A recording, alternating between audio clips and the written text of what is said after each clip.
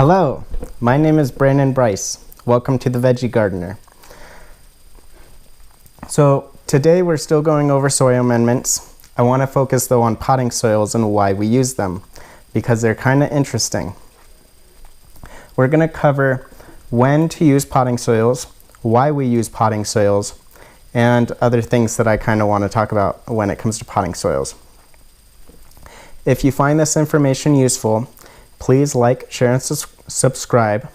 Mostly share. I am trying to reach as many people as I can. So cool, potting soils. When we use potting soils, we're going to use them in pots. The reason why we use them in pots is because the water dynamics are kind of goofy. Water does not like to pass. Let me try and draw that bigger for you.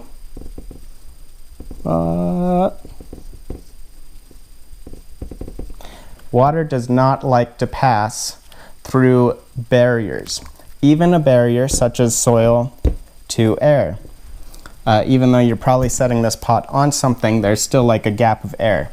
The water does not like to pass over barrier or through barriers, across barriers. So to help the water out, potting soils are very light and fluffy compared to your just normal garden amendments such as, say, compost. And that's the big reason why we use potting soils, is just because they're put together, designed, made, however you want to say that, to be very, very light and fluffy. All right, other notes. So when you're looking for potting soils, hold on, let's go back to a bigger picture. This is kind of weird. Cool. All right, we're back again.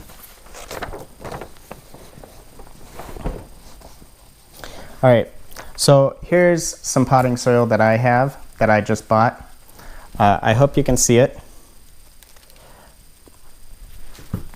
And so when you're looking at potting soils, if you're going to buy potting soils, you want to check on if it has fertilizer in it.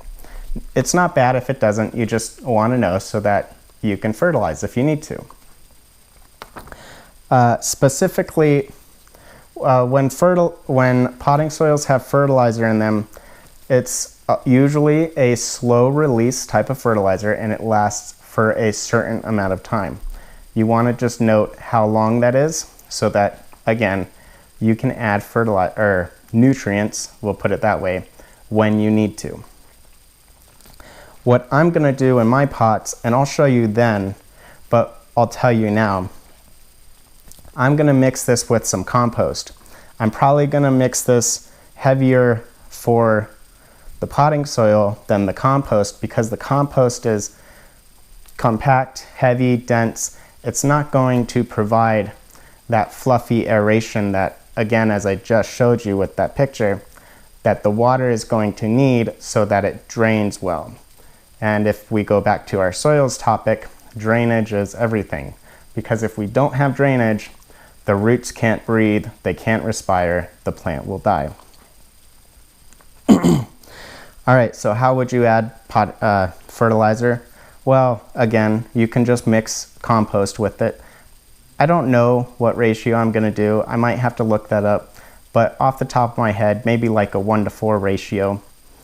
Or you can just add the compost or fertilizer, whether it's liquid, granular, whatever you get. Just add that on top every so often. If you're following a fertilizer, follow the label. If you're using a compost, maybe top dress, just like, I don't know, 1/2 inch to 1 inch every, I don't know, I'm guessing here, but 2 weeks to a month maybe. If you use compost to top dress on your potting soil, I would add it a little bit before you're going to need it, because the nutrients of the compost is going to have to take time to leach into the potting soil. And so yeah, so that's how you use potting soil. Let's check my notes to make sure I covered everything. Right, sources. Let's talk about sources. So I don't have sources on exactly the type of potting soils you want or how to look for potting soils, but I have sources on the information on why we use potting soils, and that is Fundamentals of Soil Science by Henry D. Foth. Again, I love this book. It's kind of strange, I love a textbook, but there you go. Thank you for watching, and I hope you have a good day.